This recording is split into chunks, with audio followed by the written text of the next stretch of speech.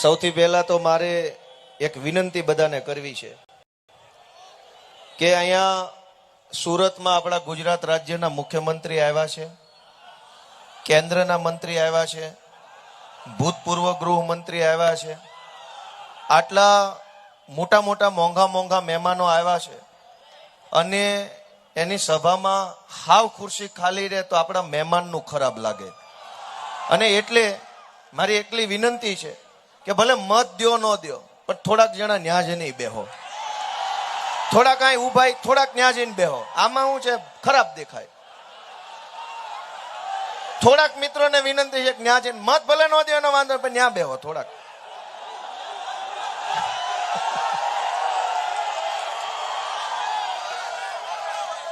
દોસ્તો,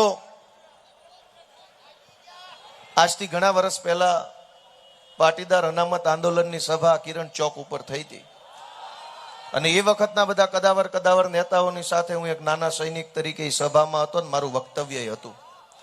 અને મને એ માહોલ યાદ આવે છે કે એ વખતે પીળી ટોપી હતી, મેં પીળી ટોપી પહેરી હતી. મારો જૂનો વિડીયો જો કોઈ જોયો હોય તો ત્યારે પીળી ટોપી હતી આંદોલનની અને ખૂબ જોશીલા દમદાર ભાષણો અમે બધાએ કર્યા હતા. મને મારું ભાષણ યાદ છે. આજે પીળી ટોપી દેખાય છે, એવડા માણસો દેખાય છે અને એના કરતા 1000 ગણો વધુ જુસ્સો પણ તમારી અંદર દેખાય છે. એટલે મને સમય યાદ આવે છે. સુખ અને દુઃખ બે થાય છે. કેટલો બધો સંઘર્ષ વેઠી લીધો, કેટલા વર્ષોની પીડા ભોગવી લીધી. એફઆઈઆરો થઈ, જેલમાં ગયા, ગાળો ખાધી, અપમાન સહન કર્યા, ટીવી મીડિયામાં અમારી ઉપર બેફામ આરોપો કરવામાં આવ્યા, અનેક પ્રકારની યાતના ભોગવીને આજ અહીંયા જયારે ઊભા છે ત્યારે એ ભોગવેલી યાતના જોઈએ ને તો થોડુંક દુઃખ લાગે. કેટલું વેઠી ગયા આપણે. અને અહીંથી આગળનો જે રસ્તો કિરણ ચોક થી ગાંધીનગર સુધીનો જે રસ્તો છે એ જોઈએ તો મજા આવ્યા કરે છે. પણ એક વાતનું મને ગર્વ છે કે અનેક લોકોએ જેલની બીકે પાર્ટી બદલી, એફઆઈઆર ની બીકે પાર્ટી બદલી, હોદ્દા માટે પાર્ટી બદલી, પૈસા માટે પાર્ટી બદલી, ખુરશી પર બેસવા પાર્ટી બદલી, વિચારો બદલ્યા, રસ્તો બદલ્યો, બધું જ બદલ્યું. ખેસ બદલ્યા, ટોપી બદલી. હું એકમાત્ર ઈ માણસ છું જેને કોઈ દી રસ્તો નથી બદલ્યો, વિચાર નથી બદલ્યો. અમે અમારી ટોપી નથી બદલી, ખેસ નથી બદલ્યો. શું કામ? કે અમે પોતે બદલાઈ જવા નહીં, સમાજની હાલત બદલવા માટે થઈને લડાઈ લડી રહ્યા છીએ. દોસ્તો, અમારે નથી બદલાઈ જવું અને રસ્તો બદલી નહીં. એ ધારાસભ્ય બન્યા અને હું મારા રસ્તા ઉપર વટથી ઉભો રહીને ધારાસભ્ય બન્યો. દોસ્તો, એમાં શું વાંધો છે? ધારાસભ્યો બનવા રસ્તા ન બદલવાના હોય. તમે તમારા રસ્તા ઉપર ચાલો, તમે તમારા વિચાર ઉપર અડગ રહ્યો, હિંમત કરો તો સમાજનું દિલ બહુ મોટું છે. તમને ધારાસભ્ય શું વડાપ્રધાન નહીં બનાવી શકે એમ છે.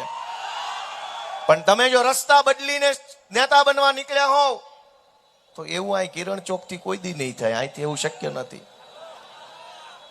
કેમ? કેમ કે દોસ્તો, આ કર્ણની ભૂમિ છે.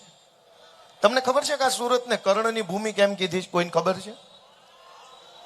કર્ણની ભૂમિ કહેવાય છે. આ કોઈને ખ્યાલ છે કેમ? કોઈ ભાજપ વાળાને ખબર નથી.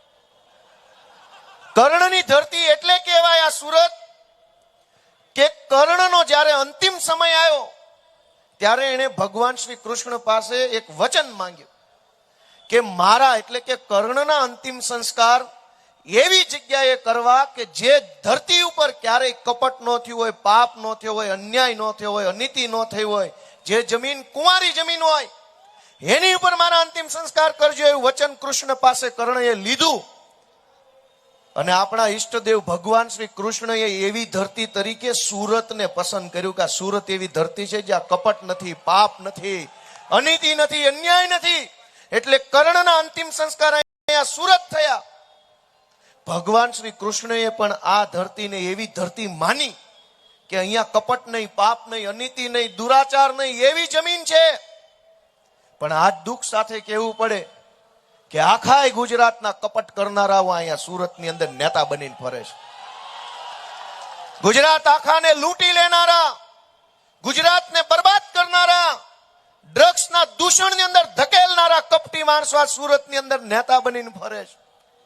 એક જમાનામાં ભગવાન શ્રી કૃષ્ણએ આ ધરતીને પાપ વગરની ધરતી માની હતી. અહીં કોઈ પાપ નથી. અને એટલે જ કર્ણને અહીંયા અંતિમ સંસ્કાર આપ્યા. અને આજ પાપમાં શું બાકી રાખ્યું છે? ગામ શેરીએ શેરીએ શેરીએ કોમ્પ્લેક્સમાં દરેક જગ્યાએ બેફામ ડ્રગ્સ વેચાય. આપણી યુવા પેઢીએ ડ્રગ્સના રવાડે ચડે, બરબાદ થાય. અને કોઈ નેતા આપણી વાત સાંભળનારો નથી. કોઈને ચિંતા નથી કે આ નવી પેઢી બરબાદ થઈ રહી છે, આનું શું કરવું. અહીંયા ઉભા ઉભા ભાષણો કરે છે, વિકાસ વિકાસ વિકાસ. ક્યારેક તો તમે અમારા જુવાનિયાની સામે જોવો કે આ કઈ પરિસ્થિતિમાં જીવે છે. આપણી નવી પેઢીના જુવાનિયાઓ માટે આ આખા સુરતમાં કોઈ વ્યવસ્થા ભાજપે ઊભી ન કરી. એના પરિણામે જુવાનિયા પાસે આગળ વધવાનો કોઈ રસ્તો ન રહ્યો. ભૂલથી, જાણતા અજાણતા, લોભથી, લાલચથી, ડરથી, અતિ મહત્વકાંક્ષાથી કોઈ પણ રીતે આપણા યુવાનો અનેક પ્રકારના એવા કામોમાં આપણે ફસાયા છે કે જેમાંથી બહાર નથી આવી શકતા. દિલ્હીની, હરિયાણાની, પંજાબની પોલીસ આવીને વરાછામાંથી, કતારગામમાંથી, કામરેજમાંથી છોકરાઓને પકડી પકડીને જેલમાં પૂરી દે છે. ખાતું ભાડે આપ્યું હોય, 5,000 રૂપિયા કમાણા ન હોય અને બાપાને આવે 5 લાખનો ખર્ચો. હરિયાણામાં વકીલ ગોતે, દિલ્હીમાં વકીલ ગોતે, ગુરુગ્રામમાં વકીલ ગોતે. મારી વાત સાચી છે કે ખોટી? એ આપણા યુવાનોને સાચા રસ્તે વાળવાનું કામ કોણે કરવાનું હતું? સરકારે કરવાનું હતું. કે અહીંયા જો વરાછામાં કે સુરતમાં વિશ્વની શ્રેષ્ઠ કહી શકાય એવી લાઇબ્રેરી જો અહીંયા બનાવી હોત તો હજારો યુવાનો એ લાઇબ્રેરીમાં બેસીને દુનિયાભરના પુસ્તકો વાંચતા અને પુસ્તક વાંચીને જ્ઞાન મેળવીને કોઈ આઈએએસ, કોઈ આઈપીએસ, કોઈ કલેક્ટર, કોઈ મામલતદાર, કોઈ સીએ, કોઈ વકીલ, કોઈ ડોક્ટર, કોઈ એન્જિનિયર, કોઈ એસ્ટ્રોનોટ, કંઈ પણ બનતા. પણ ક્યાં જઈને વાંચવાનું? ક્યાં વાંચવા જવાનું? હજારો સોસાયટીઓ ફાઇલો વાળી બનાવીને બિલ્ડરો, નેતાઓ, અધિકારીઓ કમાઈને નીકળી ગયા. એ સોસાયટીમાં રહેનારા માણસની વેદના કોણ જાણે છે? તમે જોવો કે અનેક સોસાયટીઓ આખા વરાછામાં, સરથાણામાં, પૂણામાં, કરંજમાં, કતારગામમાં હજારો સોસાયટીઓ ફાઇલ વાળી. જે મકાનમાં આપણો જન્મ થયો એ મકાનના માલિક જ આપણે નહીં. એનું નામ વિકાસ? કે જે મકાનમાં આપણે 2 પેઢીથી રહેતા હોઈએ એ મકાનના માલિક આપણે નહીં. શું કામ? કે આજથી 20-30 વર્ષ પહેલા બિલ્ડરે, ભાજપના નેતાએ અને અધિકારીએ ત્રણેય મિલીભગત કરી પૈસા ખાઈ ઇલીગલ સોસાયટીઓ મન ફાવે એવી રીતે જ્યાં હોય ત્યાં બનાવી નાખી. કોઈ રસ્તાના ઠેકાણા નહીં, રસ્તાની પહોળાઈના ઠેકાણા નહીં, કાટખૂણે રસ્તા પડે નહીં, એક રસ્તો સીધો ક્યાંય જાય નહીં, આમ સાપસીડીની જેમ રસ્તાઓ, સાંકડી સાંકડી બજારો, સાંકડા સાંકડા મકાનો, ગાળા ટાઈપના મકાનો, આ બધું જ બનાવી બિલ્ડર નેતા અને ભાજપના નેતા, બિલ્ડરને અધિકારી ત્રણેય પૈસા કમાઈ ગયા. આજ મકાનોમાં રહેનારાની હાલત ત્યાં મુખ્યમંત્રી નજરે આવ્યા છે તો જોવા તૈયાર નથી. 30 વર્ષથી ભાજપની સરકાર છે. આપણા જુવાનિયા માટે લાઇબ્રેરી નહીં. તમે એક વસ્તુનો વિચાર કરો કે અનેક લોકો સાંકડા મકાનોમાં રહે છે, પાર્કિંગમાં ભાડે રહે છે. હું પણ પાર્કિંગમાં રહેતો હતો કતારગામમાં. છોકરાએ ભણવું હોય, વાંચવું હોય તો ક્યાં બેસીને વાંચવાનું? ઘર એટલું હાંકડું હોય કે બેડરૂમમાં બેસું કે હોલમાં બેસું કે રસોડામાં બેસું. મારી વાત સાચી છે ખોટી છે? છોકરાઓએ શાંતિથી વાંચવું હોય, JEE, NEET ની પરીક્ષાની તૈયારી કરવી હોય, કંઈક કરવું હોય તો ક્યાં જાય? એક ખટારો નેતા અહીંયા સુરતમાં આવ્યા છે દિલ્હીથી ને ગાંધીનગરથી, પણ કોઈ આપણા છોકરાની વાત નથી કરતું. દરેક ભાજપનો નેતા વિકાસ વિકાસ વિકાસ વિકાસની વાતો કર્યા કરે. વિકાસ વિકાસ શું કરશો તો કે વિકાસ, શું કર્યું તો કે વિકાસ. પણ તમે વિચારો એક વખત દોસ્તો બધાય કે ગામડે રહેતા હતા સૌરાષ્ટ્રમાં આપણા બાપ દાદાઓ, અને આપણામાંથી ઘણા લોકો જે હમણાં છેલ્લા 5, 7, 10 વર્ષમાં સુરત આવ્યા છે, કોઈ 20 વર્ષમાં આવ્યું. સરકાર 30 વર્ષથી ભાજપની. ગામડે શાળા નહોતી, ગામડે દવાખાના નહોતા, હારા રોડ નહોતા, પીવાનું અને ખેતીનું પાણી નહોતું. એટલે અહીંયા આવ્યા, ગામડેથી અહીંયા આવ્યા એને ભાજપ વાળા વિકાસ કે છે, ને અહીંયા આવીને સિબિલ સ્કોર ખરાબ થઈ ગયા એને વિકાસ કે છે. તો વિકાસ ગામડે નહોતો, વિકાસ અહીંયા નહોતો તો ગયો ક્યાં? અનેક લોકોના સિબિલ ખરાબ થઈ ગયા, અનેક લોકોના મકાનો ગીરવે મુકાઈ ગયા, અનેક લોકોને હાથબારો જે વધી ઘટી છે એમાં લોનોની એન્ટ્રી પડી ગઈ, છોકરા ભણાવવાની લોન, આની લોન, તેની લોન. નો ગામડે વિકાસ ભાળ્યો, નો સુરતમાં વિકાસ ભાળ્યો. તો વિકાસ છે કે હાલો ન્યા જઈને પૂછે, બતાવો અમને વિકાસ. દરેક ચૂંટણીમાં વિકાસની વાતો કરે, પણ કોનો? ભાજપના નેતાઓનો, પેજ પ્રમુખોનો, વોર્ડ પ્રમુખોનો, જિલ્લા પ્રમુખોનો, શહેર પ્રમુખોનો વિકાસ થયો. અને ભાજપને મત આપનારા લોકો છે એનો કોઈ વિકાસ ન થયો. દોસ્તો, આ પરિસ્થિતિ બદલવાનો નિર્ધાર અમે કર્યો છે. એવું નથી કે ચૂંટણી જીતીએ તો જ આ લડાઈ લડવાની છે. હું આજ સુરતના કતાર ગામથી ચૂંટણી હારી ગયો, ભારે ભરખમ મતોથી, ઓછા મતથી નહીં, જાજા મતથી. પણ તમે મને કહો હું હિંમત હાર્યો? મેં પાર્ટી બદલી, મેં રસ્તો બદલ્યો, મેં લોકોને ગાળો દીધી કે લોકો આવા તેવા? નહીં. મેં મારી જાતને અરીસા સામે ઉભી રાખીને પૂછ્યું, ભાઈ બેટા ગોપાલ, તારામાં જે ઘટતું હોય ને એ બધો સુધારો વધારો કરીને પાછો જા લોકો પાસે, લોકો આશીર્વાદ આપશે તને. મેં ચૂંટણી પછી ક્યાંય એવું નથી કીધું કે લોકો જ આવા છે ને લોકો જ તેવા છે ને સમાજ કદર નથી કરતો, એવું નથી બોલ્યો. મેં એમ કીધું કે મારી મહેનતમાં કઈ કચાશ રહી હશે તો આવતી વખતે વધુ મહેનત કરીને જઈશ અને આશીર્વાદ લઈને પાછો આવીશ. દોસ્તો, તો આ લડાઈ હું કામ લડીશ? નેતા બનવા નહીં. પૂરી થઈ ગઈ? કેમ એટલી જલ્દી? સરકાર 30 વર્ષથી છે, સભા 30 મિનિટ નો આલી. મારા બેટા હાવણો ફરી જવાનો છે આ વખતે. 30 વર્ષની સરકારની 30 મિનિટ સભા નો આલી. લે બોલો, તે હું આવ્યા છે અહીં ઠેઠ? મેં તમને કીધું, રિક્વેસ્ટ કરી થોડાક ન્યા બેહો, પણ તમે માન્યા નહીં કઈ. નકર હાલે તમણા. દોસ્તો, તમે આટલા ન્યા ગયા હોત તો સભા હાલે. તમે ન્યા ઠેઠ ચડ્યા છો, હેઠે ખુરશીએ બેઠા નહીં, ઓહો પાથરેલી. હા, વળીએ આપણે વાતને આગળ. કે મિત્રો, આ લડાઈ છે કોના માટે? અમે બધા રાજનીતિમાં આવ્યા, આમ આદમી પાર્ટીમાં આવ્યા. આ ભાજપ, આ કોંગ્રેસે મેણા માર્યા કે ત્રીજી પાર્ટી નહીં હાલે. બહુ મેણા માર્યા. જે સભામાં, જે સ્ટુડિયોમાં, જે મીડિયામાં જઈએ, એક જ વાત કે નહીં હાલે. શું કામ? કેમ કે ભાજપને કોંગ્રેસને બેય ખબર હતી કે જો આમ આદમી પાર્ટી હાલશે ને તો પછી બેય નહીં હાલે. અને આજ નજર સામે છે, નો હાલ્યું. દોસ્તો, લોકો જાગૃત થઈ જાય તો કેવા કેવા પરિણામ આવે તમે જુઓ. કે 30 વર્ષથી ભાજપની સરકાર છે. વરાછા વિસ્તારમાં કોઈ સરકારી કોલેજ આ લોકોએ બનાવી નથી. કતારગામ અમરોલી વચ્ચે એક કોલેજ હોવી જોઈએ. મોટા વરાછા અને વેલંજા વચ્ચે એક કોલેજ હોવી જોઈએ. આ વરાછા અને પૂણા કરંજ વચ્ચે એક કોલેજ હોવી જોઈએ. એક કામરેજ સાઈડ એક કોલેજ હોવી જોઈએ. કેમ? કેમ કે હમણાં લોકસભાની અંદર ડિલિમિટેશન બિલ આવ્યું, પરિસીમન વિધેયક. સરકાર એવું નક્કી કરે છે, ભારતની ભાજપની સરકાર, ધ્યાનથી સાંભળજો, કે 542 લોકસભાની સીટો જે આખા દેશમાં છે એને વધારીને 850 કરવી છે. આ સમાચાર તમારી પાસે પહોંચ્યા? બધા પાસે પહોંચ્યા? સરકાર 542 સાંસદોમાંથી વધારીને 850 સાંસદો બનાવવા માંગે છે. અને એનું કારણ અમિત શાહે આપ્યું કે દેશમાં જનસંખ્યા બહુ વધી ગઈ છે એટલે હવે નેતા વધારવા પડે એમ છે. તો દેશમાં જનસંખ્યા વધી તો કોલેજ કેમ નો વધારી અમિત શાહની પાર્ટીએ? દેશમાં જનસંખ્યા વધી તો દવાખાના કેમ નો વધારે અમિત શાહની પાર્ટીએ? દેશમાં જનસંખ્યા વધી તો દેશની અંદર બસોની, રેલવેની, ભણવાની, વાંચવાની વ્યવસ્થા કેમ નો વધી? દેશમાં સંખ્યા વધી તો નેતા વધારવા છે પણ સુવિધા વધારવા નથી માંગતા ભાજપ વાળા. દોસ્તો, અમે તમારી પાસે આશીર્વાદ માંગવા આવ્યા છીએ કે જેટલી સંખ્યા વધે એટલી સુવિધા વધારવી હોય તો હાવણાનું બટન દબાવો, અમને તમે સત્તામાં લઈ આવો. દોસ્તો, જનતા વધે તો નેતા નહીં, સુવિધા વધવી જોઈએ. ગાંધીનગરની અંદર એમએલએ ક્વાર્ટર્સ મળ્યા છે અમને બધાને.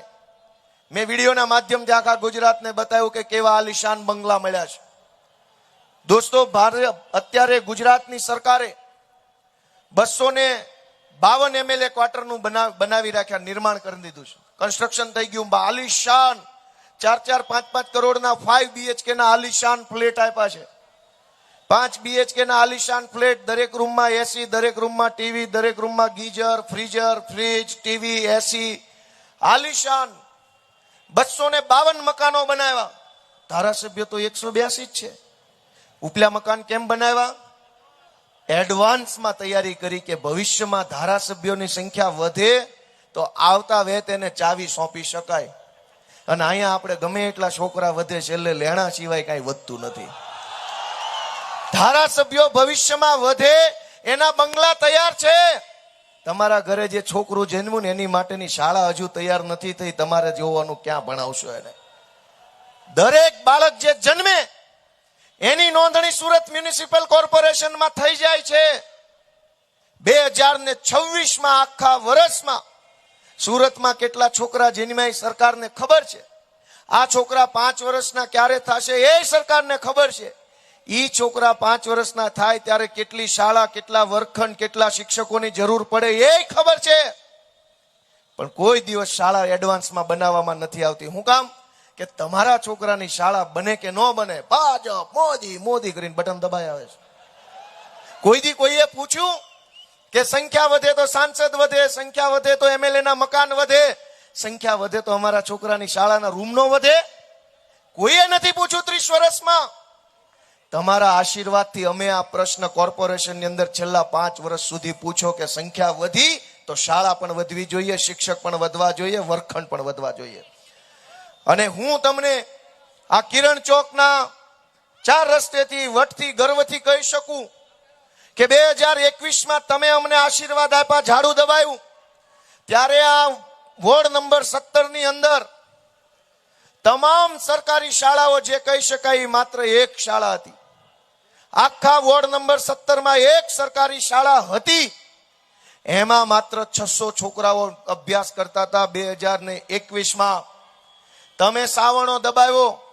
ધર્મેશ ભંડેરી, પાયલબેન, રચનાબેન, મહેશભાઈ, વિપુલભાઈ, અમારી આખી ટીમ લડાઈ લડી. અત્યારે વોર્ડ નંબર 17માં કુલ 3 સરકારી શાળાઓ છે. અને જૂન 2027માં 10,000 છોકરાઓ સરકારી શાળામાં ભણતા હશે આ વરાછા વિસ્તારની અંદર. ડબલ પાળીની 3 શાળાઓ થઈ ગઈ એટલે 6 શાળાઓ થઈ. પહેલા માત્ર 600 છોકરા ભણતા હતા. આવનારા વર્ષમાં, આવતા નવા વર્ષથી ડબલ પાળીમાં 10,000 છોકરાઓ આ વરાછા વોર્ડ નંબર 17ના બાળકો ભણશે. કોના આશીર્વાદથી આ કામ થયું? તમારા બધાના આશીર્વાદથી. તમે હાવણો ન દબાવ્યો હોત તો અમારાથી કાંઈ કામ થાય એમ નથી દોસ્તો. તમે કયો તો જ થાય કામ. આ ધર્મેશ ભંડેરી લડાયક માણસ તો છે જ. ગોપાલ ઇટાલિયા લડાયક માણસ છે. પણ તમે અમને મત ન દો તો અમારી ગમે એવડી શક્તિનું આવે હું? ધર્મેશ ભંડેરીને તમે કોર્પોરેટર બનાવ્યા તો એક લેટર પેડ ઉપર 4 લાઈન લખે ને તો આખી કોર્પોરેશન ધ્રુજી ઉઠે એવી શક્તિ એની અંદર આવી. પણ તમે ધર્મેશ ભંડેરીને કોર્પોરેટર ન બનાવો તો આખી જિંદગી કાગળિયા લખે ને તો એ કાગળિયાનો પસ્તીમાં દેવો ને તો પૈસા ન આવે. ગોપાલભાઈ ઇટાલિયા આ પેનથી જમણા હાથે ગમે એટલા કાગળ લખે, પ્રતિ મુખ્યમંત્રી આ કરજો તે કરજો, પણ અમારું કાંઈ ન ઉપજે. હું ભલે ભણેલો હોઉં, બુદ્ધિશાળી હોઉં, હોશિયાર હોઉં, હિંમત વાળો હોઉં, જે હોઉં તે, પણ હું ધારાસભ્ય ન હોઉં તો મારી બુદ્ધિ, બળ, આવડત, અભ્યાસ, અનુભવ એનાથી હું ગમે એટલી કોશિશ કરું સરકારમાં મારું વજન ન પડે. પણ તમે એક હાવણાનું બટન દબાવો ને ગોપાલ ઇટાલિયા ધારાસભ્ય બને તો મુખ્યમંત્રી એ વોર્ડની ચૂંટણીમાં રોડ શો કરવા આવવું પડે એ શક્તિ આવી જાય દોસ્તો. જોયો મુખ્યમંત્રી સાહેબનો રોડ શો? વિડીયો જોયો? રોડ શો નહોતો, પોલીસ શો હતો.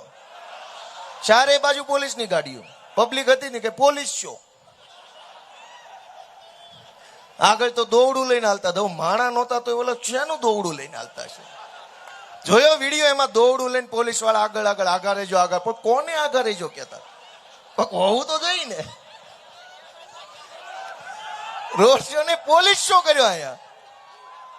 30 વર્ષથી એવો વિકાસ કર્યો કે તમારી સભામાં પોલીસ વાળા સિવાય એવું કોઈ આવતું નથી. અને ઈ નોકરી ન કરવી હોય ને તો પોલીસ આવે એમ નથી.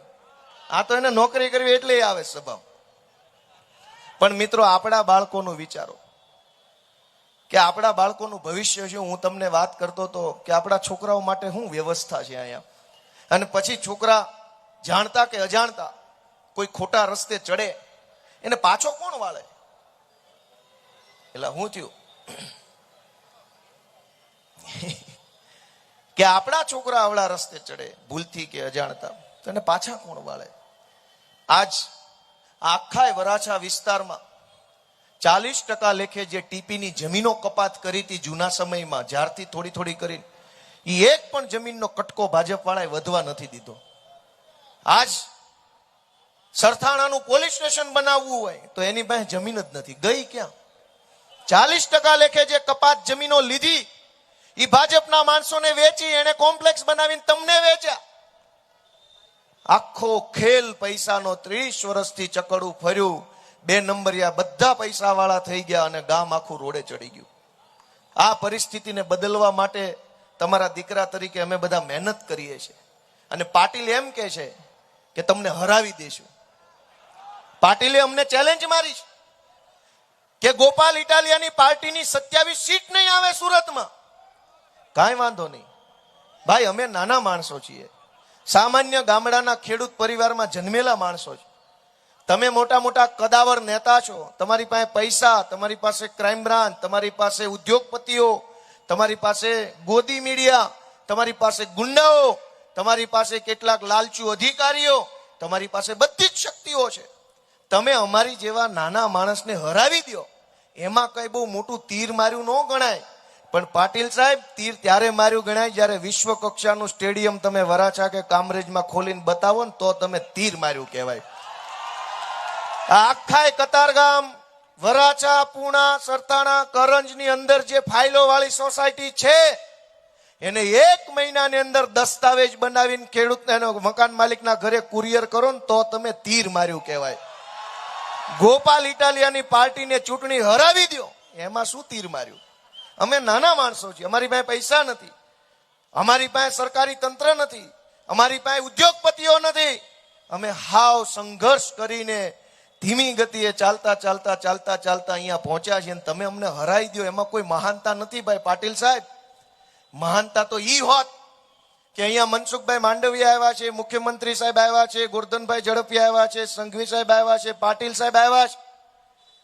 એકય ભણનો દીકરો એમ બોલતો નથી કે વરાછામાં કોલેજ ખોલશું અમે. કોક તો કયો, કોક નેતા તો બોલો, ખોટું તો ખોટું બોલો પણ કયો તો ખરા કોલેજ ચાલુ કરશું અહીંયા આર્ટ્સ કોમર્સ સાયન્સની. અને હમણાં મનસુખભાઈએ ભાષણ કર્યું, કેન્દ્રીય મંત્રી છે ભાઈ, એનું ભાષણ સાંભળ્યું કોઈએ? સાંભળ્યું કોઈએ? નકર હું સંભળાવું.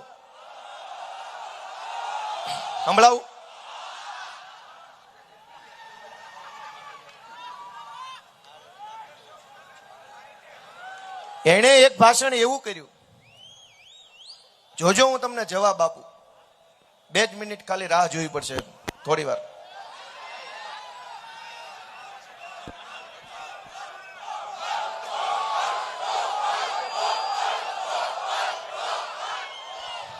દોસ્તો, એ વિડીયો ગોતે છે ત્યાં સુધી હું બીજી વાત કરું તમને કે અમે જે સભામાં જઈ, મેં તમને કીધું કે આ પેલા 1 શાળા હતી, એમાં 600 છોકરા ભણતા હતા, હવે 3 શાળા થઈ, ડબલ પાળીમાં ચાલશે, 10,000 છોકરા ભણશે. અમે તમને નહીં આમાં એવો કલંક ન લાગવો જોઈએ કે વરાછા ભાજપ સાથે નથી. પાટીદાર સમાજ અને ભાજપ વચ્ચે નાડી નાભી જેવો સંબંધ છે. ભાજપનું બીજ સુરતના વરાછામાં. કેવો સંબંધ છે એ શબ્દ સાંભળજો. એવો કલંક ન લાગવો જોઈએ કે વરાછા ભાજપ સાથે નથી. પાટીદાર સમાજ અને ભાજપ વચ્ચે નાડી નાભી જેવો સંબંધ છે. નાડી અને નાભી જેવો સંબંધ છે એટલે નાભી અને નાળ, એક છોકરો જન્મે ત્યારે જે નાળ ભેગી આવે ને, એવો ભાજપનો અને પટેલોનો સંબંધ છે, એવું મનસુખભાઈએ કીધું. હવે કોઈ પણ સંબંધ હોય તો એ 2 બાજુ હોય કે 1 બાજુ હોય? 2 બાજુ હોય કે 1 બાજુ? પાટીદાર સમાજ અને ભાજપ નાળ અને નાભી જેવો સંબંધ છે એવું મનસુખ માંડવિયા આજ બોલ્યા. ભાઈ અમે તો સંબંધ તમારી હારે રાખ્યો, 30 વર્ષથી તમે જે ચૂંટણીમાં જેટલા મત માગ્યા એટલા આપ્યા, અને સંબંધમાં તમે અમને શું આપ્યું એ હિસાબ તો આપો. સંબંધમાં તમે અમારા છોકરા માટે લાઇબ્રેરી બનાવી, અમારા છોકરા માટે રમત ગમતનું ગ્રાઉન્ડ બનાવ્યું, અમારા છોકરા માટે કોલેજ બનાવી, અમારા છોકરા માટે આઈટી પાર્ક બનાવ્યો, અમારા છોકરા માટે શાનદાર આર્ટ અને કલ્ચરનું સેન્ટર બનાવ્યું. નાળ અને નાભીનો સંબંધ અમે ઘણો નિભાવ્યો, પણ તમે અમને છેતરી ગયા છો, એટલે આ વખતે નાળ કાપી નાખવાની છે. ક્યાં હું ત્યાં નાળ લઈને પકડવું, ફર્યા કરવું? નાળ લઈને ફર્યા કરવી 30 વર્ષથી કામમાં કઈ આવતી નથી. આ વખતે હાવણો મારી નાળ કાપી નાખો, નાભી નોખી પાડી દો. આ લોકો શું વાત કરે છે, શું ચર્ચા કરે છે? હું થયું હે? મારા બેટા બુરાયા થયા છો. પણ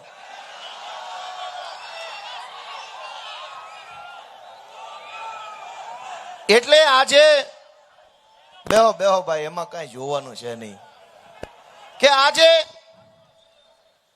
બધા જ અહીંયા આવે છે જે લોકોએ 30 વર્ષ સુધી આ સુરતની વેદના નહોતી સાંભળવાની તૈયારી બતાવી, જે લોકો પાસે સમય નહોતો, આખું મંત્રીમંડળ અહીંયા ઉતરી ગયું છે વરાછાની અંદર.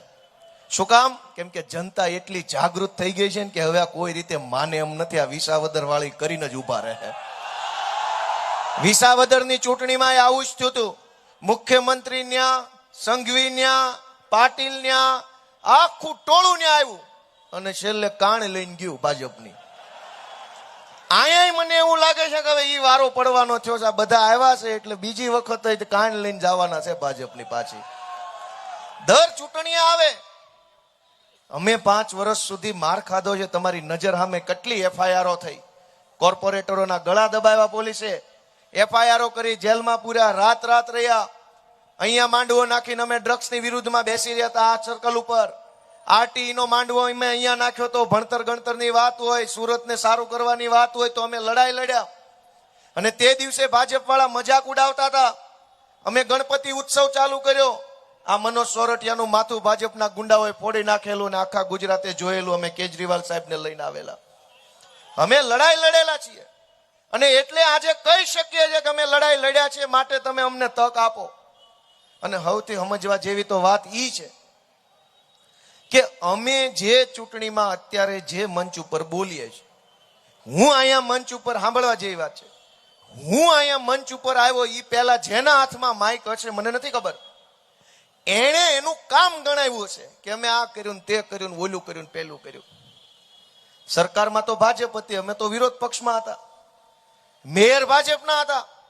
સુરતની તમામ સભાઓમાં પહેલા અમે અમારા કામનો હિસાબ આપીએ છીએ ને પછી અમે બીજી વખત મત માંગીએ છીએ. ભાજપની એક પણ સભામાં એક પણ નેતા કહેતો નથી કે હું કર્યું 5 વર્ષ. એક કામ તો બોલો કે તમે આ 5 વર્ષમાં શું એવું કરીને આવ્યા છો, મત માંગવા આવ્યા છો. મેયર હતા તમારા, એક કામ કર્યું નથી. અને એના કરતા શું કર્યું છે એનો હિસાબ ભલે ન હોય, પણ શું કરવાના છો એ તો ખબર હોવી જોઈએ કે ન હોવી જોઈએ. અમારા બધા કોર્પોરેટરોને ખબર છે, ઉમેદવારોને ખબર છે કે જો તમે મત દેશો તો અહીંયા શાળા બનાવવાની છે, અહીંના રોડ રસ્તા ગટર વ્યવસ્થા સારી કરવાની છે, જૂની જે સોસાયટીઓમાં હજુ રોડ નથી બની શક્યા એમાં રોડ બનાવવાના છે, સ્પોર્ટ્સ કોમ્પ્લેક્સ બનાવવાના છે, પ્રોફેશનલ ટેક્સ નાબૂદ કરવાનો છે, બસ ફ્રી કરવાની છે. અનેક અમને બધી જ ખબર છે કે અમે શું કરવાના છે. ભાજપના એક પણ નેતાને ખબર નથી કે જીતી જાશો શું કરવાના છે. ક્યાંય કોઈની પાસે ભાષણમાં તમે સાંભળો તો કહેજો. અને હું તો એ વિનંતી કરું છું કે અમથા અમથા ભાજપ કાર્યાલય બેસવા જાજો, ખરેખર અખતરો કરજો કે ખરેખર તમે ભાજપની ઓફિસે બેસવા જાજો. હળું કરીને ત્યાં જે મેન નેતા બેઠો એને પૂછવાનું કે અમારી સોસાયટીની પબ્લિક છે ને એમ કે છે તમારા ભાજપ વાળા શું કરવાના છે, શું કરવાના, પૂછપૂછ કરે છે, તો તમે અમને કયો શું કરવાના. તો હું મારી સોસાયટીમાં કહું, નકર સોસાયટી મત આપવા ના પાડે તો ઓલો કહે મને કઈ ખબર નથી. અહીં જાજો અખતરો કરવા જાઓ, હું ખોટો નહીં પડું, મને ખબર છે. આખી પાર્ટીમાં કોઈને કઈ ખબર નથી કરવાના શું. અને એના કરતા આગળની વાત, કે આજે થઈ ગયું ગેરકાયદેસર બાંધકામો, હાકડા મકાનો, હાકડા રોડ, મન ફાવે એવું બાંધકામ, મન ફાવે એવી જગ્યાએ દુકાનો પાડી દીધી, મન ફાવેના શટરો, મન ફાવે એવું હાલી ગયું. અહીંથી આગળ જવું છે. હવે જે થઈ ગયું. અહીંથી આગળ જવાનો રસ્તો શું? કે કોઈ એવો નેતા હોય કે જેની પાસે આગલી ચૂંટણીનું નહીં, આવતી પેઢી સુધીનું વિઝન હોય ને, પેલા તો એવો નેતા જોશે આપણને. અને નેતા કોણ? અમને ખબર છે કે તમે અમારા કોઈ પણ માણસને મત આપશો ઝાડુના નિશાન ઉપર, તો સુરતમાં જે જીતવાના છે એનો નેતા ગોપાલ ઇટાલિયા એડવોકેટ અહીંયા ઊભો છે. અહીંયા જે કોઈ જીતવાના છે એનો સેનાપતિ અહીંયા ઊભો છે. ભાજપ વાળાને પૂછો કે તમે જીતો તો તમારો નેતા કોણ? પાટીલ? કોણ? સંઘવી? તમે જીતશો તો તમારો નેતા કોણ? અને આ જીતે તો એનો નેતા કોણ? કોના માર્ગદર્શનમાં કામ કરશે? આ લોકો જીતશે તો મારા અને મનોજ સોરઠિયાના માર્ગદર્શનમાં કામ કરવાના છે. અને એ જીતશે પાટીલના નેતૃત્વમાં કામ કરવાના છે. તમે નક્કી કરો કે સેનાપતિ કયો તમને પસંદ છે, પાટીલ પસંદ છે કે પટેલનો દીકરો ગોપાલ ઇટાલિયા પસંદ છે? દોસ્તો, એ તમે નક્કી કરો કે કોના નેતૃત્વમાં સુરત આગળ વધવું જોઈએ. તમારું મન એમ કે છોકરો તો આપણો પોતાનો હોય તો જ તે મત દેવાનો થાય, બાકી નહીં તો અમે અમારા ઉમેદવારો ઉભા કર્યા છે, હાવણાનું બટન દબાવજો. દોસ્તો, ખૂબ અન્યાય અત્યાચાર સહન કર્યો. મારે તો ઘણું કહેવું છે, પણ સમયની મર્યાદા છે. કહેવા જેવી ઘણી વાત છે, કેટલી બધી અંદર મને વેદના છે કે આ લોકો દર ચૂંટણી આવીને લોકોને ડરાવે છે. આજે મુખ્યમંત્રીનો કાર્યક્રમ હતો સુરતમાં, બધું જ ફ્લોપ ગયું. રોડ શોમાં કોઈ નહીં, સભામાં કોઈ નહીં, ક્યાંય કોઈ માણસ નથી. તો ભાજપના માણસોને હવે પ્રદેશમાંથી ફોન આવ્યા કે સોસાયટીના પ્રમુખોને દબાવવાનું ચાલુ કરો, કે ગમે એમ કરીને ધાક ધમકી કરો, પોલીસ સ્ટેશનમાંથી ફોન કરાવવા પડે તો કરાવો, પણ ગમે એમ કરીને મેન આગેવાનોને દબાવો અને ભાજપ તરફી મતદાન કરાવો. આજે જ મુખ્યમંત્રીનો કાર્યક્રમ ફ્લોપ ગયો. કોઈ માણસ નહોતું, એનાય નો ગયા. આપણે તો નો ગયા, પણ એનાય નો ગયા. મુખ્યમંત્રીના કાર્યક્રમમાં 2000 માણસો નહોતા. આ લોકોએ પેજ પ્રમુખ બનાવ્યા છે, પન્ને માણસો છે, એ ગયા ક્યાં? વિશ્વની સૌથી મોટી પાર્ટી અને મુખ્યમંત્રીના પ્રોગ્રામમાં 35 માણસો નહીં, તો ગયા ક્યાં બધા? દોસ્તો, છેલ્લી એક જ વિનંતી છે કે આ મનોજભાઈ સોરઠિયાના નેતૃત્વમાં આમ આદમી પાર્ટી સુરતને વિશ્વ કક્ષાનું શહેર બનાવવાનું સપનું લઈને નીકળી છે. આવતી ચૂંટણીનું નહીં, આવતી પેઢીનું વિચારીને અમે આ ચૂંટણીમાં ઊભા છીએ. અમને તમારા આશીર્વાદ મળશે તો અમે સુરતમાં શું કરવા માંગીએ છીએ એનું હું તમને એક વિઝન આપું. કે આજ આપણા અનેક છોકરાઓ સુરતના આઈટી ક્ષેત્રની અંદર આગળ વધી રહ્યા છે. એપ્લિકેશનો બનાવે છે, ગેમ બનાવે છે, વેબસાઇટો બનાવે છે, અલગ અલગ કોડિંગ લેંગ્વેજ શીખે છે. એને દુનિયાના દેશોની હારે એને આગળ વધવું છે, એવી ટેકનોલોજી સાથે જોડાવું છે. એ બધા છોકરાઓને આગળ વધવાની વ્યવસ્થા ક્યાં? એ પણ એક વ્યવસાય છે, એ પણ એક ધંધો છે. અમારું એવું સપનું છે કે અમે નવી પેઢીના જે યુવાનો છે, જેન જી, એના વિચારો સાથે, એના સપનાઓ સાથે, એના ભવિષ્યના ભારત ગુજરાત સાથે તાલમેલ મિલાવી શકીએ એવા યુવાન અમે પોતે છીએ. ભાજપનો કોઈ નેતા આપણી નવી પેઢીના યુવાનોના વિચારો સાથે મેળ ખાય એવો નથી. બધા 70 ઉપરની ઉંમરના છે. આ તમારો દીકરો એક ગોપાલ ઇટાલિયા 36 વર્ષનો છે, જે નવી પેઢીના યુવાનોના વિચાર સાથે મેળ પાડી શકે એવો છે. અને એટલે નવી પેઢી હવે આગળ વધવા માંગે છે. એ આગળ વધતી નવી પેઢીનો નેતા કેવો હોવો જોઈએ? જે નવી પેઢીના વિચારને સમજે, એના ભવિષ્યના ભારતને સમજે, એ પોતે શું વિચારે છે, શું કરવા માંગે છે, કેવું જીવન જીવવા માંગે છે, કેવી રીતે રહેવા માંગે છે, એવું સમજી શકે એવો નેતા ભાજપમાં નહીં મળે. એ નેતા આમ આદમી પાર્ટીમાં મળશે. અમે આપણા બાળકો માટે આઈટી પાર્ક બનાવવા માંગીએ છીએ કે ભાઈ તમે અમને સરકારમાં લાવો તો અમે આપણા બાળકો શાનદાર વિશ્વ કક્ષાના કોમ્પ્લેક્સમાં બેસી અને આઈટીનું કામ કરે એવું બનાવવા માંગીએ છીએ. આજ આપણા અનેક છોકરાઓ રમત ગમતમાં હોશિયાર છે, પણ એની માટે રમત ગમતના સ્ટેડિયમ ક્યાં? 50-100 કરોડનું કૌભાંડ તો હાલતા ચાલતા ભાજપ વાળા કરી નાખે છે. પણ ક્યારેક 50 કરોડ રૂપિયા ખર્ચીને એક શાનદાર સ્પોર્ટ્સ કોમ્પ્લેક્સ બનાવ્યું હોય, જેમાં ઇન્ડોર અને આઉટડોર બંને પ્રકારની રમત આપણે રમી શકીએ, તો અનેક આપણા દીકરાઓ અને દીકરીઓ રમત ગમતના ક્ષેત્રમાં આગળ વધ્યા હોત. આજ તો રીલે સુરતમાં ઘણા છોકરા હારી બનાવે, છોકરા છોકરીઓ બંને. હું ઘણાની રીલો જોઉં છું અને એક બે વાર જોવો ને પછી આવ જ કરે છે. અનેક છોકરા છોકરીઓ સુરતના રીલ બનાવે છે, શાનદાર એક્ટિંગ કરે છે, લિપસિંગ કરે સારામાં સારું. પેલું ગીત જે ઓરિજિનલ વાગતો એની સાથે હોઠનો તાલમેલ એવો કરે, લિપસિંકિંગ કહેવાય. શાનદાર વિડીયો બનાવે, શાનદાર એડિટિંગ કરે, શાનદાર એક્શન કરે. એનો અર્થ એમ કે ઈ છોકરાઓની અંદર ભગવાને કોઈ કળા આપેલી છે, અભિનયની કળા આપેલી છે, કઈક કળા આપી છે. ઈ છોકરાઓએ પોતાની કળાને મોટી કરવી હોય, વધુ મોટા પ્લેટફોર્મ પર જવું હોય, કોકને ગિટાર વગાડતા આવડે છે, કોકને ફ્લૂટ વગાડતા આવડે છે, કોકને તબલા વગાડતા આવડે છે, કોકને ક્લેપ બોક્સ, પેલો સફેદ ડબ્બો આવે સ્ટીરિયા ટાઈપનો ધબધબ વગાડ્યા કરે, ક્લેપ બોક્સ વગાડતા આવડે છે. એ બધા છોકરાઓએ જીવનમાં પ્રગતિ કરવી હોય તો આર્ટ સેન્ટર ક્યાં? આર્ટ એન્ડ કલ્ચરનું સેન્ટર હોવું જોઈએ.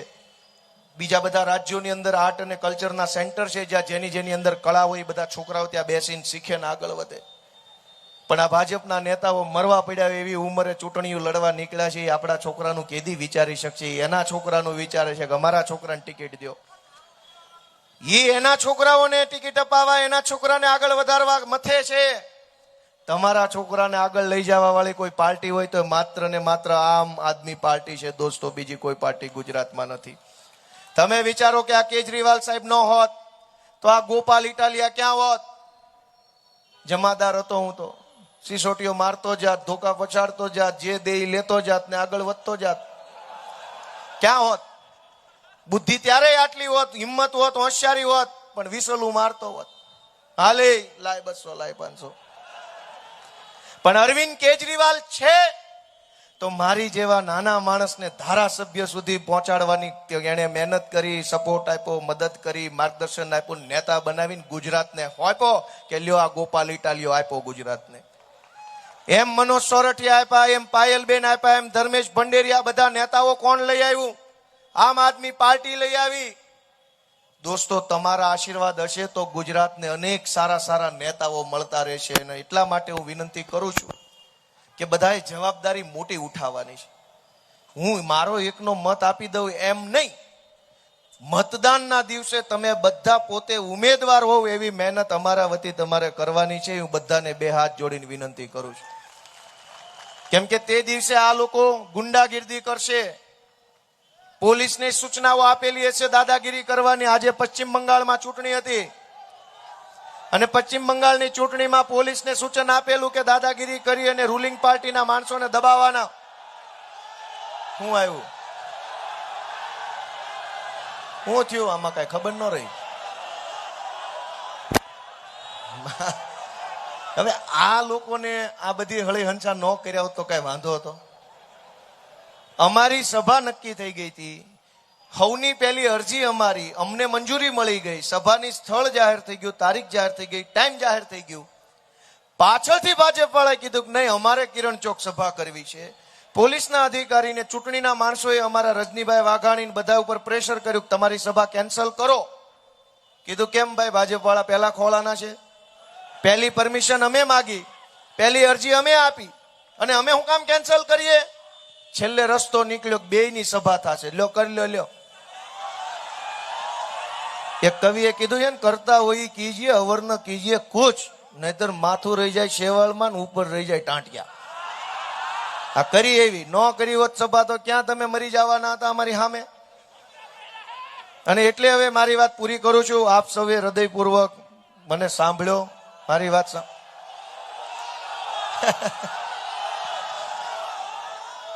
તમે બધા મતદાનના દિવસે જવાબદારી લેજો એવું હું વિનંતી કરું છું.